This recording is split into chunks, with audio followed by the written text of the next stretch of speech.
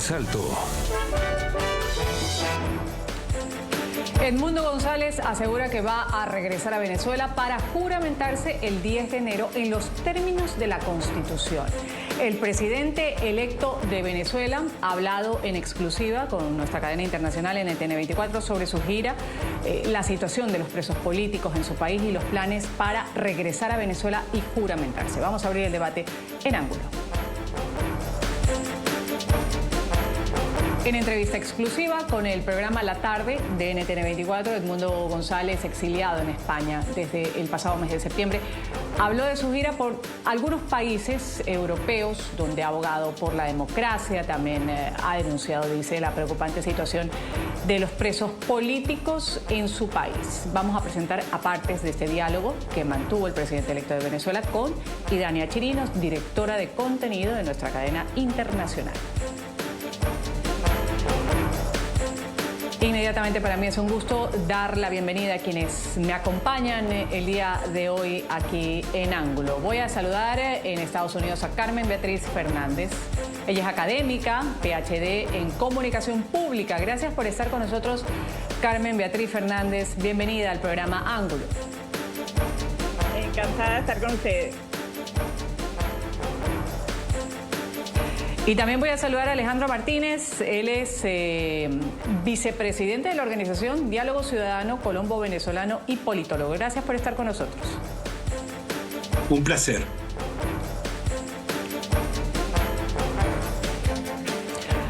Gracias a las dos personas que me acompañan el día de hoy. Vamos, como decía al principio, a presentar algunos apartes de lo que ha sido esta entrevista. Edmundo González ha asegurado durante este diálogo que planea regresar a Venezuela para su juramentación el 10 de enero. Ha destacado que no contempla asumir el cargo fuera del país. Sin embargo, reconoció que hay algunos planes que no se pueden revelar debido a las amenazas que enfrenta por parte del régimen de Nicolás Maduro. Escuchamos parte de esta entrevista y regresamos para entrar inmediatamente en materia. Presidente, usted ha dicho reiteradamente que tiene la intención de ir a Venezuela a juramentarse el 10 de enero. Permítame ser coloquial. Permítame, presidente, usar un refrán muy venezolano de los llanos que dice: deseos no preñan, presidente. ¿Hay un plan concreto para estructurar este regreso suyo a Venezuela? Claro que sí, pero esos planes no se revelan porque ya me dijeron por ahí que me tenían una comitiva esperándome. Se lo ha advertido Diosdado Cabello, ¿no? ¿Ha contemplado Edmundo González juramentarse fuera de Venezuela? ¿Han contemplado un gobierno desde el exterior como una vez se hizo paralelo? Tampoco, ninguna de las dos. Mi juramentación será en los términos de la Constitución en Venezuela ante los órganos legislativos que son los que están aprobados para hacer esa juramentación. Bueno, y escuchábamos cómo dice el presidente electo va a regresar al país, no revela mucho detalle. Voy a empezar con Carmen. Quiero conocer un poco e insistir, como lo decía ya desde nuestros primeros espacios aquí en NTN24, ¿cómo podría ocurrir una toma de posesión de parte del presidente electo hoy exiliado en España? ¿Cuál es su criterio? Y después de haber escuchado esta entrevista, ¿qué podemos decir sobre esta situación que ha revelado en particular? Sí. Bueno, a ver, con posterioridad a la elección norteamericana se han disipado algunas dudas respecto a una de las variables más fundamentales, que será cuál sería la política del Departamento de Estado, cuál sería la política de los Estados Unidos en relación al tema venezolano y cuál será la influencia que tenga Estados Unidos en los demás, en la orbe, digamos, en la órbita internacional respecto a el tema Venezuela. Y creo que eso pues se ha disipado en la medida que hemos sabido de algunos nombramientos importantes y relevantes, porque antes de las elecciones, previo a las elecciones, Maduro parecía apostar a una victoria de Trump en la esperanza de que ello le permitiera negociar. Y creo que ellos instalaron deliberadamente esa narrativa. Ahora bien, con el nombramiento de Marco Rubio al frente de la política exterior, con las declaraciones muy recientes del senador Scott, con la aprobación final de la ley Bolívar, con el nombramiento como consejero de seguridad de Trump de Mick Waltz, poco a poco se va instalando esta certeza de que se impone más bien la línea dura. Y esa línea dura podría forzar a negociar no solamente a Maduro, sino a los actores que están sosteniendo a Maduro en el poder. Esto es las Fuerzas Armadas, claramente. Esa sería una opción. Maduro ha dicho reiteradamente que no negocia, sin embargo puede cambiar de opinión o verse forzado a hacerlo a través de estas presiones tanto internacionales, pero fundamentalmente presiones locales.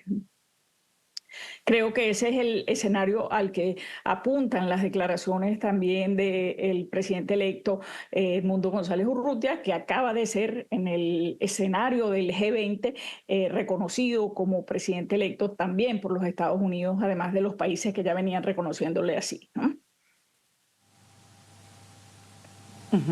Carmen, gracias por esta primera intervención. Voy a darle la palabra inmediatamente a Alejandro. Hay quienes dicen, pues, se ha despejado algunas dudas.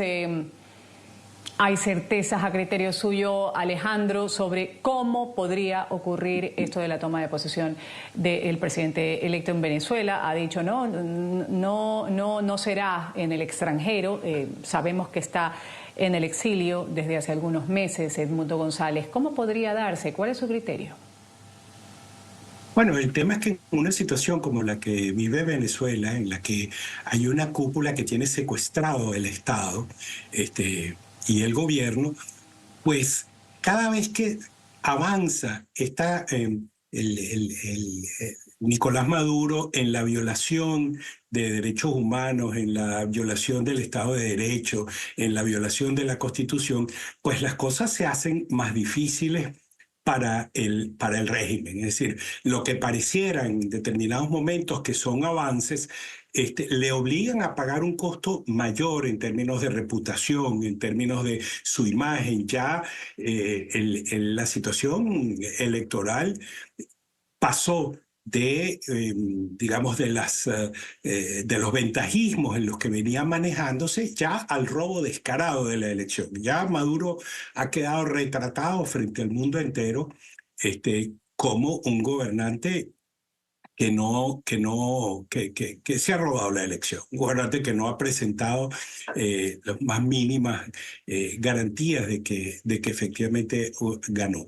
Entonces, eso pone a su grupo, al bloque dominante, lo pone en una situación cada vez más compleja. Entonces, ¿qué es lo que puede pasar? Porque el tránsito de un autoritarismo a la democracia requiere la ruptura del bloque dominante, requiere que factores que están apoyando a Nicolás Maduro, digamos, modifiquen su conducta, visto que el costo que tendría para ellos mantenerse es mayor. Es decir, gente que diga, bueno, pero ¿hasta dónde me voy yo a enterrar con Nicolás Maduro?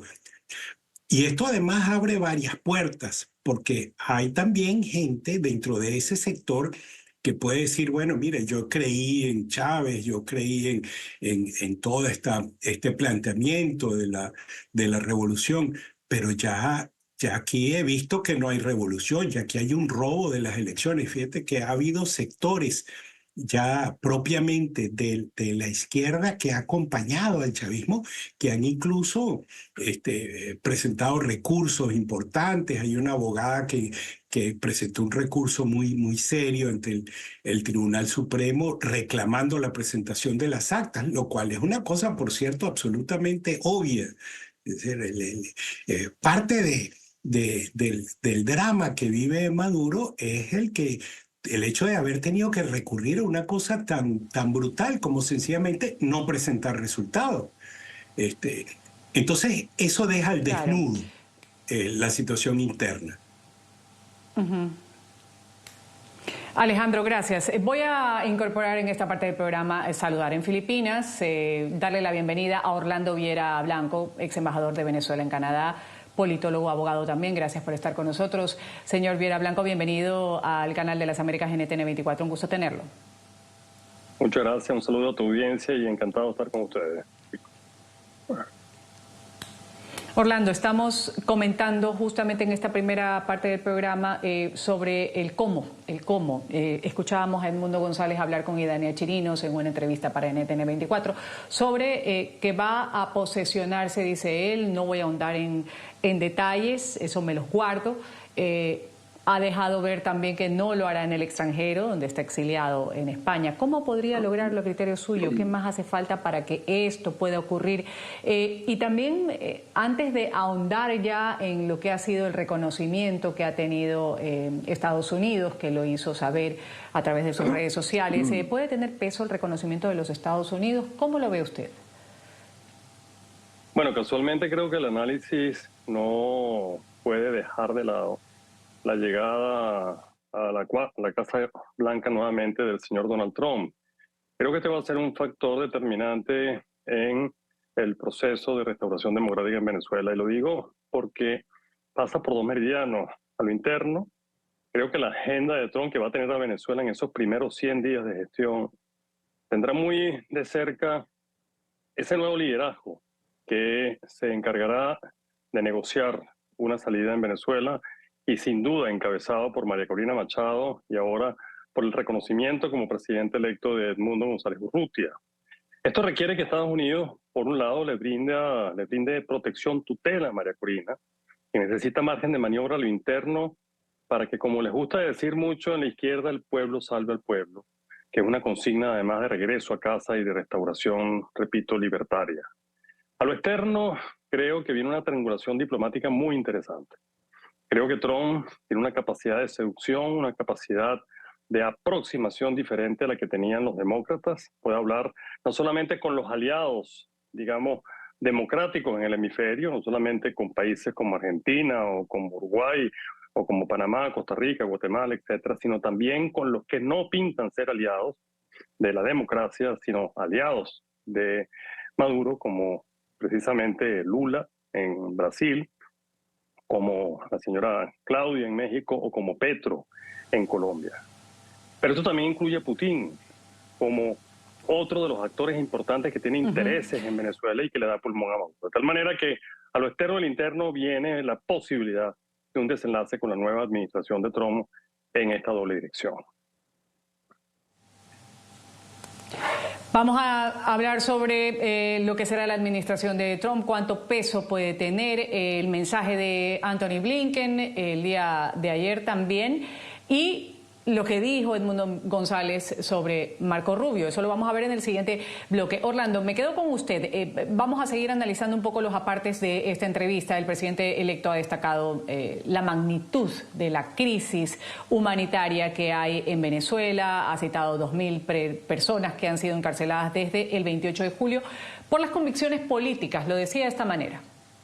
Ese es un tema que has puesto central de nuestras conversaciones.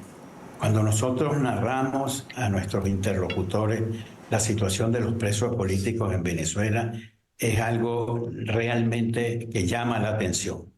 Cuando decimos que hay niños menores de edad en cárceles compartiendo con adultos, cuando decimos que hay discapacitados presos, cuando decimos que hay niños con el síndrome de autismo también detenidos. Eso es algo que sorprende y llama la atención de nuestros interlocutores. Ya no solo la cifra, que de por sí es una cifra que no ha debido ser. Ninguno de los que está preso ha debido estar retenido por razones de haber participado en una manifestación o por haberse manifestado a favor de la candidatura de Edmundo González. Eso es algo insólito que no ocurre en ninguna sociedad democrática. Son presos que jamás tuvieron que haber estado así en esa situación. La gran mayoría de esos detenidos presos políticos no han debido estar en esas circunstancias. Muchos de ellos han sido detenidos por solo expresar y manifestar su posición al gobierno.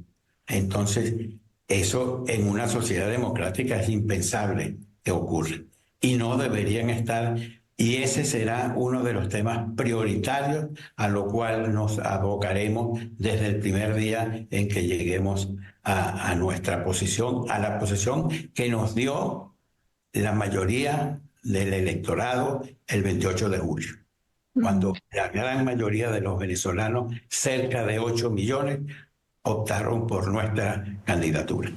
Orlando, empiezo con usted las impresiones, luego le doy la palabra a Carmen y termino con Alejandro. Justamente una de las primeras cosas que nos encargaremos, dice el presidente electo, sobre los presos políticos y habla de la democracia. Claro, en la época del chavismo, del madurismo, muy pocas cosas se han dejado ver como o asociadas al término real, lo que encierra la palabra democracia. ¿Cómo debería empezarse con la situación de los presos políticos? Bueno, en primer lugar, ciertamente ha habido una arremetida en Venezuela por parte del régimen a partir del 28 de julio que incluso no se había visto de esta magnitud en años anteriores.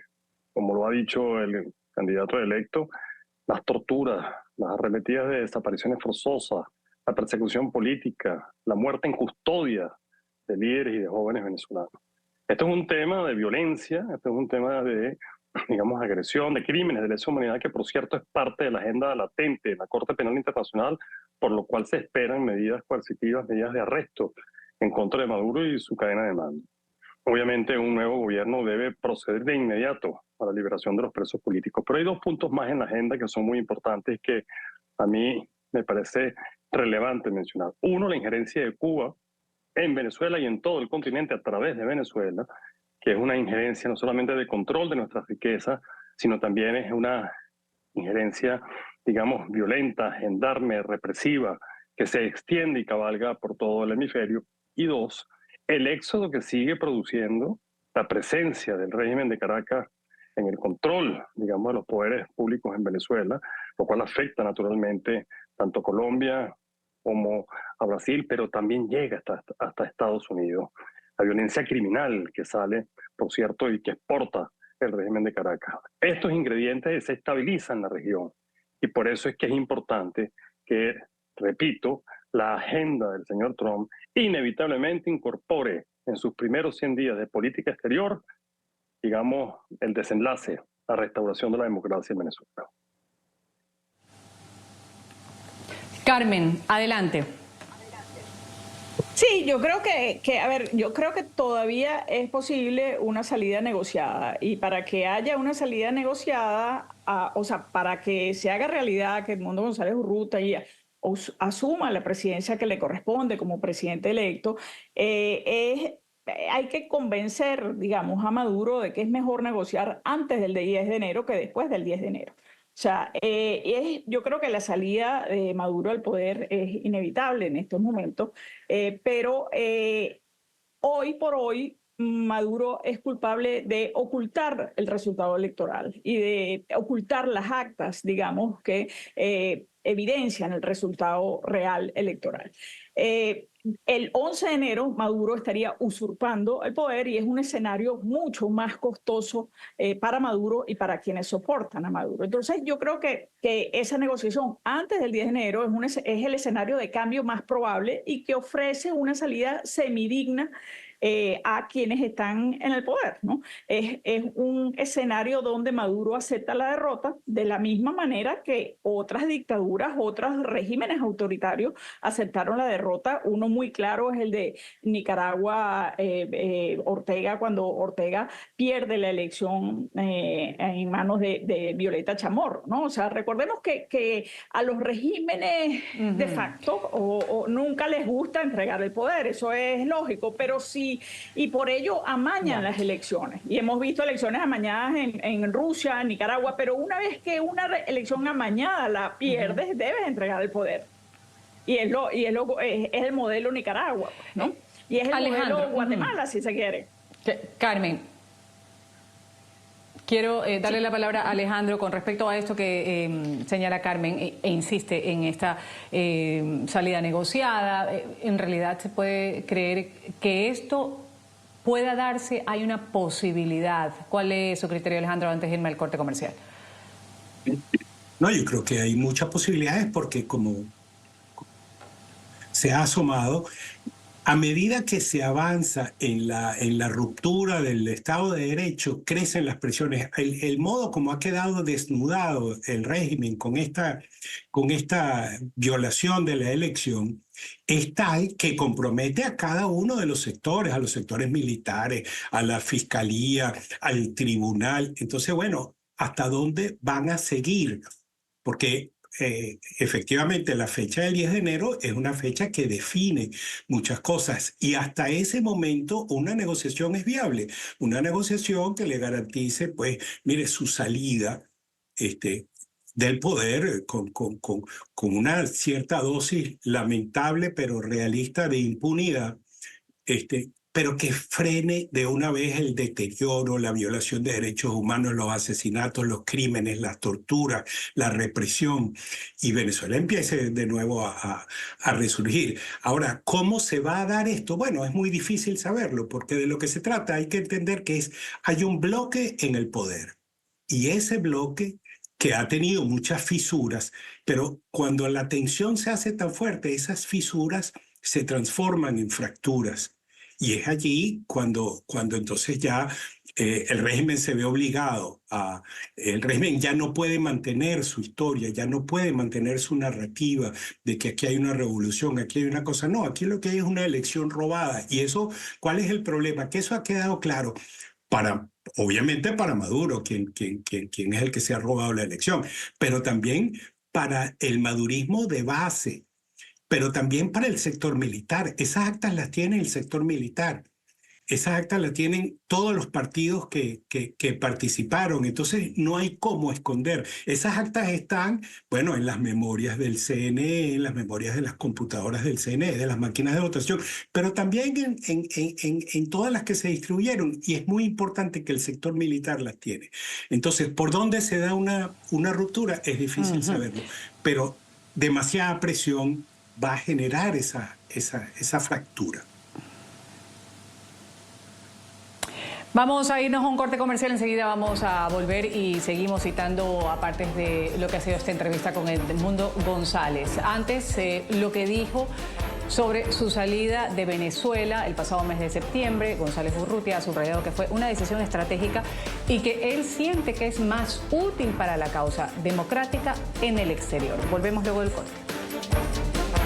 Una cosa es estar en un momento crucial, bajo presión, teniendo que decidir por razones varias, tomar una decisión que puede ser trascendente en la vida. Y otra es verlo en perspectiva cuando los días pasan y uno mira hacia atrás.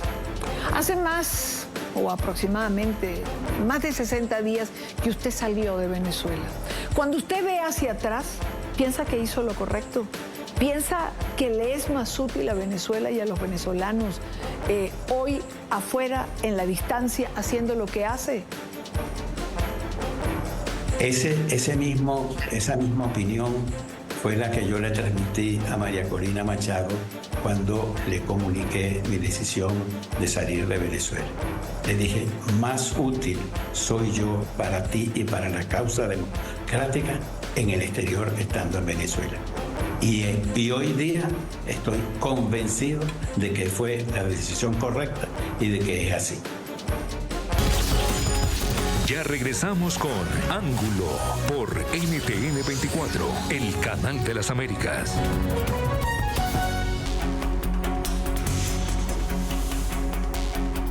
Seguimos en Ángulo. Las elecciones presidenciales del 28 de julio en Venezuela ocasionaron el episodio quizás más reciente de la larga crisis política que se vive en este país. El Consejo Nacional Electoral proclamó como ganador al actual mandatario Nicolás Maduro, sin jamás publicar ningún resultado detallado de las votaciones, tampoco cumplir con las auditorías requeridas que se ha hecho para demostrar que el anuncio de la victoria de Maduro se ajustaba a lo que realmente ocurrió. Seguimos con parte de la entrevista a Edmundo González en NTN 24. Le preguntamos sobre la nominación de Marco Rubio como secretario de Estado en la administración próxima de Donald Trump. La administración del presidente Trump ha nominado al senador Rubio para que ocupe la Secretaría de Estado. Un hombre que ha estado al lado de los venezolanos, un hombre de posiciones claras con los gobiernos autocráticos, un hombre que además ha reconocido su triunfo electoral en las elecciones. ¿Cree usted que esta designación sea positiva para Venezuela? ¿Ha tenido usted la oportunidad de conversar con él en algún momento? Todavía no. Aspiro poder hacerlo antes del 10 de enero. Sin embargo, sí conozco de su trayectoria, sí he leído mucho de sus pronunciamientos sobre los regímenes autocráticos, sí conozco lo que él piensa sobre la recuperación de la democracia venezolana. Alejandro, voy a empezar con usted en cuanto a la lucha por el regreso democrático en Venezuela. ¿Qué efecto práctico puede tener, por ejemplo, el reconocimiento que se ha dado por parte de Estados Unidos, ayer el mensaje de Anthony Blinken con respecto a reconocer a Edmundo González como presidente electo? ¿Y qué cambio o qué camino podría tomar el entrante gobierno del presidente Donald Trump? Bueno, los cambios pueden ser notables porque son dos estilos, son dos partidos que operan de una manera distinta. El Partido Demócrata es un partido que tiende más a buscar soluciones, digamos, menos drásticas, pero con Donald Trump, que es alguien que además no viene de la política, sino que viene del mundo de los negocios, etcétera, que es una persona dada a, digamos, es una persona que no es fácil determinar sus inclinaciones en los términos políticos. Ha ido escogiendo efectivamente un equipo de gobierno que acabó con las pretensiones que tenía el madurismo de buscar algún tipo de alianza. Fíjense que hubo varios mensajes por allí enviados por voceros no oficiales de Maduro, por las redes sociales, diciéndole: presidente Trump, a usted lo han engañado, esto no es una dictadura, vamos a trabajar juntos, etcétera, porque efectivamente querían posicionar esa tendencia que quedó sepultada con el nombramiento de Marco Rubio. Marco Rubio tiene muy clara la situación venezolana. Ahora, hay que ver los mecanismos en los cuales, con los cuales busca apoyar ese restablecimiento de la democracia. Ya efectivamente hay un número importantísimo de países apoyando la situación venezolana, reconociendo la victoria de Edmundo González. Y bueno, falta ver cuáles son los mecanismos de negociación, porque sí hay que llegar a una negociación, porque la situación no permite otra cosa, llegar a un tipo de acuerdo en el cual Maduro se dé cuenta de que es inevitable su salida, de que el costo de salir es menor que el costo de quedarse, que quedarse le implica riesgos y que su coalición, que su gente está también en riesgo y lo presione. Orlando, quiero saber su opinión. ¿Está de acuerdo con lo que dice Alejandro? ¿Hay o debería existir un acuerdo, empezando por ahí, y ahondemos más con la idea que usted ya lanzaba al comienzo de su intervención con respecto a Donald Trump, que todo podría tomar un camino diferente? Estoy muy de acuerdo con lo que expresa Alejandro, sobre todo en ese aspecto de la variable personalidad de Trump, que es un hombre de negocio, no viene de la política, con lo cual sus estilos de negociación son totalmente diferentes, ¿no? Pero en este capítulo deberíamos hablar de los incentivos para, digamos, el señor Maduro, por ejemplo, a lo interno, dejar el poder. el propio Alejandro expresaba, aunque es lamentable, pero es parte muchas veces de una negociación, la inmunidad que pueda garantizarle a Maduro y a algunos de sus camaradas los propios incentivos para las Fuerzas Armadas, que es, digamos, el primer actor con quien se debe negociar, no solamente porque le brinda la permanencia, la seguridad, la permanencia de Maduro, sino también será un garante de la transición. Pero existen también incentivos internacionales, los incentivos para Lula, como por ejemplo tratar de garantizar una frontera mucho más fluida y menos traumatizada por la migración, que es el mismo incentivo para Petro. Los incentivos económicos, la posibilidad de reabrir la economía entre ambos países, entre Colombia y Venezuela, entre Brasil y Venezuela. Que Petro o que el propio Lula se conviertan en un líder hemisférico porque precisamente se convirtieron en aliados para tratar de llevar a cabo esta transición política en nuestro país. Incentivos igualmente de orden económico con el propio Estados Unidos, y aquí meto a México, donde el señor Trump de esto sabe jugar muy bien a lo que en política se denomina una negociación suma cero.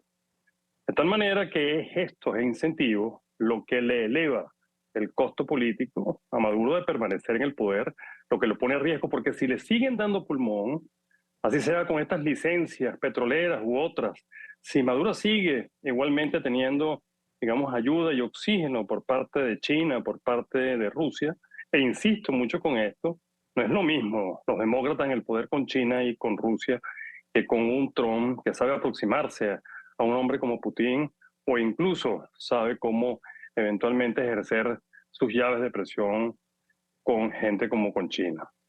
De tal manera que entre incentivos, costo político, negociación, triangulación diplomática, negociación suma cero, creo que estamos en presencia de un Maduro con sus días contados.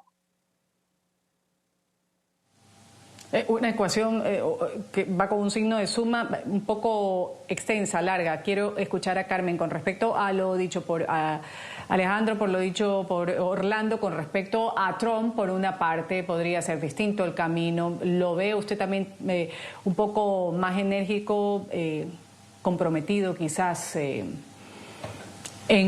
otro nivel con la causa venezolana? Y también, Carmen, quiero preguntarle sobre esto de la mediación internacional que ha sacado a colación Orlando, especialmente de Colombia y de Brasil. Adelante.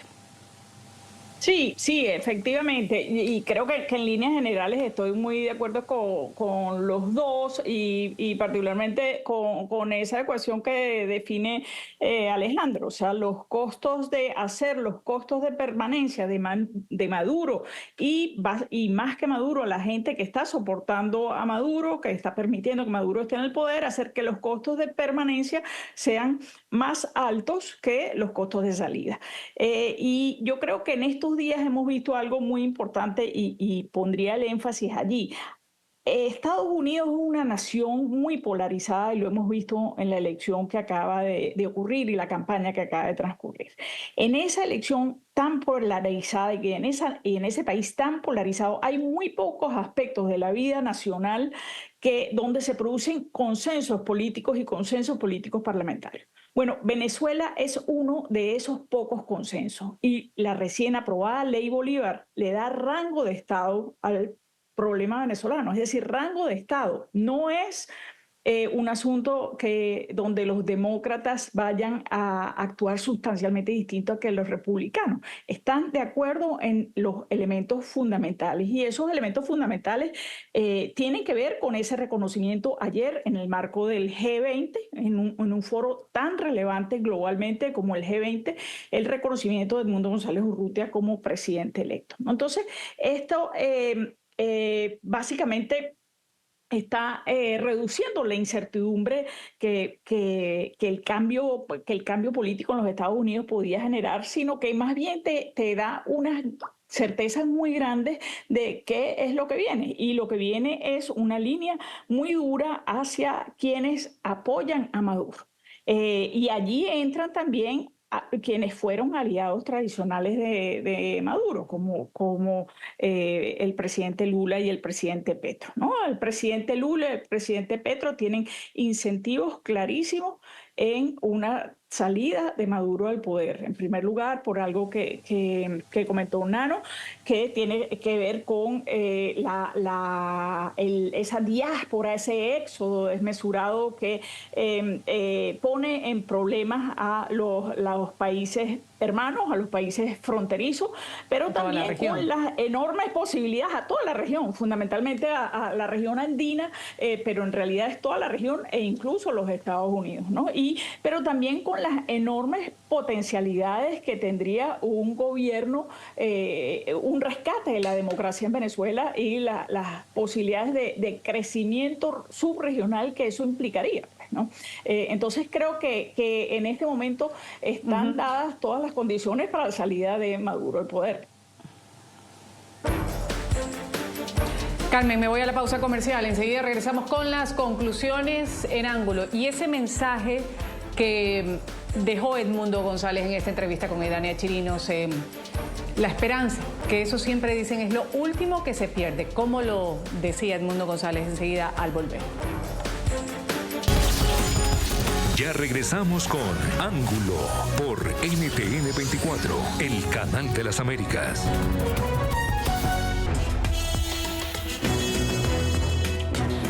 La esperanza ha sido un elemento importante en lo que muchos califican como una gesta por la libertad que emprendieron los venezolanos hace ya un tiempo. ¿Hay que seguir aferrándose a ella, presidente González? ¿Hay razones para preservar la esperanza? Por supuesto que sí. Tenemos razones para ser optimistas, tenemos razones para tener esperanza, tenemos razones para pensar en una Venezuela mejor y en el renacer democrático de nuestro país.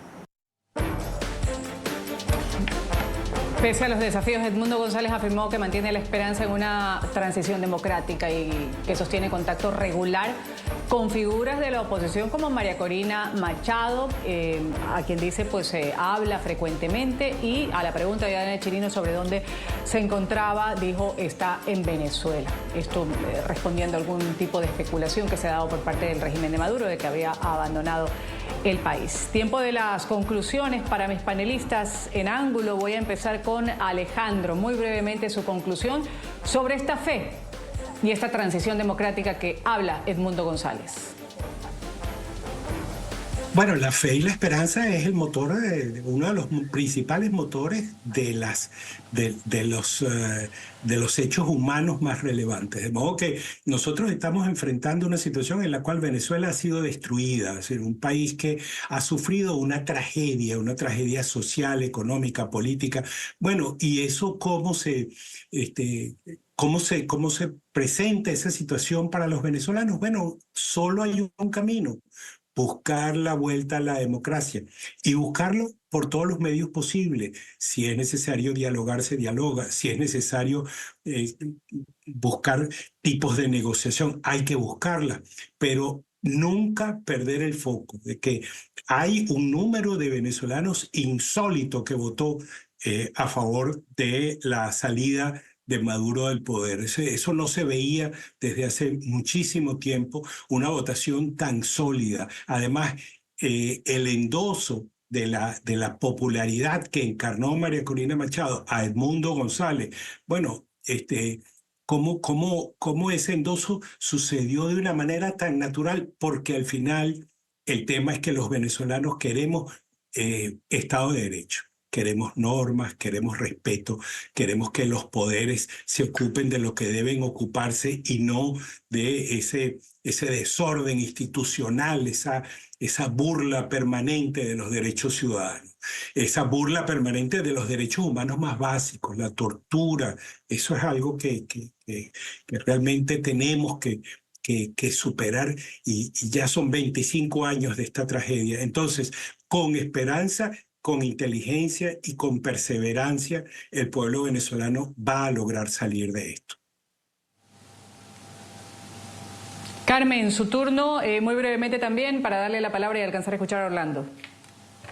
Sí, a ver, yo soy optimista, pero no se trata de una fe ciega, sino es un optimismo basado en hechos, basado en una certeza muy clara, que Maduro perdió la elección en proporciones 70-30, como decía Alejandro. Entonces, la verdad no solo existe, sino que todos la conocen. Entonces, y todos incluye a al menos 300.000 miembros de las Fuerzas Armadas Nacionales, oficiales y suboficiales, fueron testigos directos como acompañantes de ese proceso electoral del 28 de julio, que fue una elección preciosa en términos democráticos y que te demostró la profunda convicción democrática que tiene la sociedad venezolana en términos de participación, a lo que aludía Alejandro, pero también en términos de cultura política, en términos, si bien Venezuela no es una democracia, porque no lo es ni en su proceso electoral, ni en sus instituciones,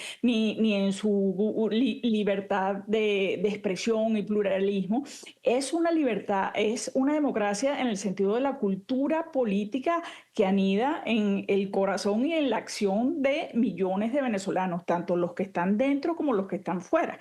Entonces, quedar al desnudo frente a esta realidad y respecto al soporte popular no es cualquier cosa. Vox Populi, Vox Dei, no es un axioma que ha ido construyendo el clima de opinión desde la Edad Media.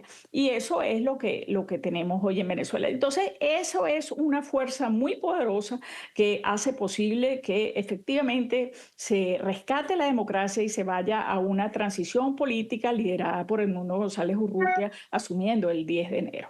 Esa es una posibilidad real. Gracias. Y de no serlo, pues... Sí.